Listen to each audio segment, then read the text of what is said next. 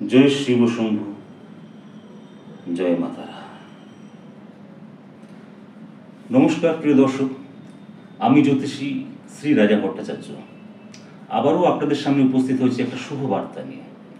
আজকের প্রসঙ্গ হল বরাহ দন্ত, শুকর দন্ত, যাকে আমরা বলি চালু বাংলা ভাষায় শুয়োরের দাঁত। এই শুয়োরের দাঁত যদি কোনো মানুষ তার দেহে ধারণ করে তাহলে তার জীবনে কী ধরনের প্রভাব ঘটে সেই বিষয়ে আজকে আলোচনা। আর এই বিষয়ে আলোচনা করতে গেলে যেই কথাটা না বললেই নয়, রাবণ। হ্যাঁ, রামায়ণ খ্যাত সেই রাবণ, যাকে আমরা রামায়ণ থেকে প্রত্যেকেই প্রায় কম বেশি চিনি। এই রাবণ রাক্ষসকুলে জন্মগ্রহণ করলেও তিনি ছিলেন মহাজ্ঞানী, শিবের উপাসক, জ্যোতিষ এবং তন্ত্র বিশারদ।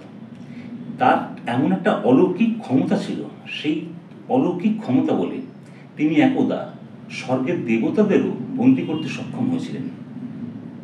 আর এই রাবণ বেশ কিছু গ্রন্থ রচনা করেছিলেন, তার মধ্যে হচ্ছে শিব তাণ্ডব তত্ত্ব, রাবণ সংহিতা এবং শিব সংহিতায়। আর এই রাবণ সংহিতায় তিনি বলে যান যে এই শুকরের দ্বন্দ্ব যদি কোনো মানুষ ধারণ করে তার জীবনে বহু ধরনের একটা পরিবর্তন আসে, একটা সক্ষমতা লাভ করতে পারে সেই মানুষ। কোনো মানুষ যদি এটা ধারণ করে শুকরের দন্তটা, সেক্ষেত্রে তার শারীরিক মানসিক ভাগ্যগত একটা প্রচুর পরিবর্তন দেখা যায়। বহু মানুষ এমন আছে যারা সারা বছরই প্রায় বিভিন্ন রোগ ভোগে। আজকে এই জ্বর জ্বালা, এইটা সেটা অনেক রকম ব্যাপার কাজ করে, রক্তক্ষরণ, বিভিন্ন ক্রনিক ডিজিজ এগুলো চলে। এই দাঁত যদি কেউ ধারণ করতে পারে তার দেখবেন তার শরীরে যে রোগ জ্বালা আছে আস্তে আস্তে কমতে থাকে, একটা আলাদা শারীরিক সক্ষমতা তৈরি হয়ে যায়। অনেক ব্যক্তি আছে ভয় পায়, খুব টেনশন ফিল করে, কোনো অজানা একটা আতঙ্কে ভোগে। এই দাঁত ধারণ করলে সেই ব্যক্তির তো মনে একটা সময় তো কোনো ভয় আসেই না, উল্টো একটা আলাদা মানসিক শক্তি সঞ্চার ঘটে তার জীবনে। এই দাঁতের এমন একটা গুরুত্ব রয়েছে যে সর্বব্যাপী। এই দাঁত ধারণ করলে কালা জাদু, অযথা টেনশন, জাদু টোনা, ভূত প্রেত, বিভিন্ন অশুভ কুপ্রভাব থেকে নিজেকে রক্ষা করা সম্ভব। এই দাঁত ধারণ করলে শনিদেব, রাহু এবং কেতুর কুপ্রভাব থেকে নিজেকে রক্ষা করা সম্ভব। আর এই শুয়োর বা শুকর স্বয়ং শ্রী বিষ্ণুর অবতার, তাই এই দাঁত যদি কেউ ধারণ করে সেক্ষেত্রে কিন্তু স্বয়ং শ্রী বিষ্ণু তার প্রতি একটা কৃপা দৃষ্টিতে দেখেন। আর যেখানে শ্রী বিষ্ণুর দৃষ্টি, মা লক্ষ্মীর দৃষ্টি তার দিকে অবশ্যই থাকে। সুতরাং এক্ষেত্রে এই দাঁত ধারণ করলে তার জীবনে একটা আর্থিক সমৃদ্ধ ফিরে আসে এবং আর্থিক সচ্ছলতাও সে লাভ করতে পারে। প্রসঙ্গ হচ্ছে যে এই দাঁত তো একটা জৈব উপাদান, তো মানুষের মধ্যে একটা প্রশ্ন থাকতেই পারে, এই দাঁত ধারণ করলে আমাদের শরীর কি অশুদ্ধ হয়ে যাবে? অশুদ্ধ হয়ে যাবে না তো? মন্দিরে পুজো করতে পারবো তো? প্রশ্ন থাকতেই পারে। না, শরীর অশুদ্ধ হয় না। আপনি যে কোনো ধরনের মন্দিরে যেতে পারেন এবং পুজো অর্চনার সঙ্গে নিজেকে নিয়োজিত করতে পারেন।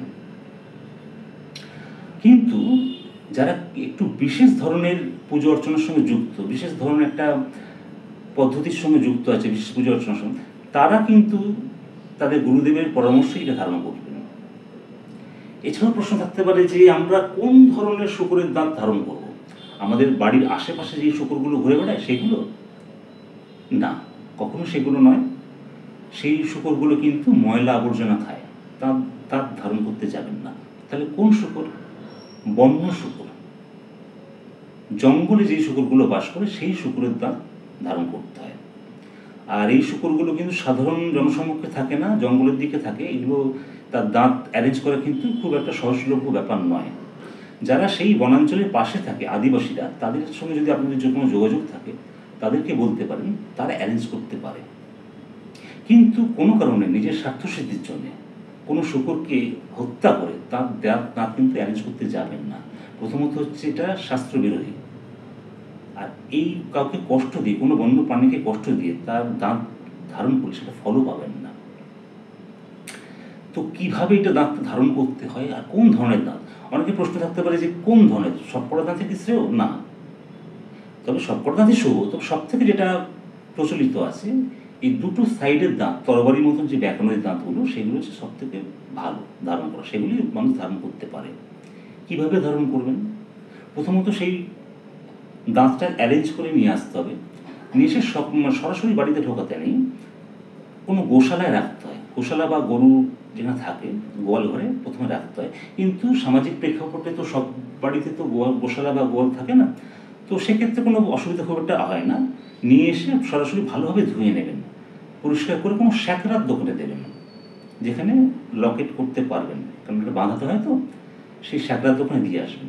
দিয়ে এসে আপনি কেউ তামাতে বাঁধাতে পারেন, রূপোতে করতে পারেন, বা সোনাতে। যদি আপনার চেন থাকে রূপোর বা সোনার, সেটা দিয়েও ধারণ করতে পারেন, বা সেটা যদি সম্ভব নাও হয়, যে লাল কাঠ দিয়ে এটা ধারণ করতে পারেন। কোন দিন ধারণ করবেন? সব থেকে সুন্দর ডেট হচ্ছে রবি পুষ্যা যোগ, রবিবার দিন পুষ্যা নক্ষত্র যেদিন আকাশে উদিত হয়। কিন্তু এই ডেটটা তো বছরের কয়েকটা দিন মাত্র থাকে। এছাড়াও যে কোনো শনিবার দিন সকালবেলা এই দাঁতটা কিন্তু ধারণ করতে পারেন। প্রথমত সেটা বাঁধিয়ে কলেট বা লকেটের মতন করে আগে বাড়িতে নিয়ে আসবেন। নিয়ে আসার পর একটা কাঠের পাটাতন পেতে তার মধ্যে লাল শালু বস্ত্র বিছিয়ে দেবেন, এবং ভালোভাবে গঙ্গা জলের সাথে শুদ্ধ করে ধুয়ে সেটা ওখানে রাখবেন। ঈশ্বরের নাম নেবেন, শ্রী নারায়ণ, শ্রী বিষ্ণু, মা লক্ষ্মীর নাম নেবেন। নিয়ে ধূপ ধুনো দিয়ে সিঁদুর দিয়ে শুদ্ধভাবে একটু পুজো অর্চনা করবেন। ওম নমঃ নারায়ণায় এই মন্ত্রটা 108 বার জপ করবেন। করে শুদ্ধভাবে নিজের মনোবাসনা কথা ঈশ্বরের কাছে জানিয়ে গলায় ধারণ করে নিন। তারপর দেখুন ফলটা কেমন পান। ঈশ্বর আপনাদের মঙ্গল করুন।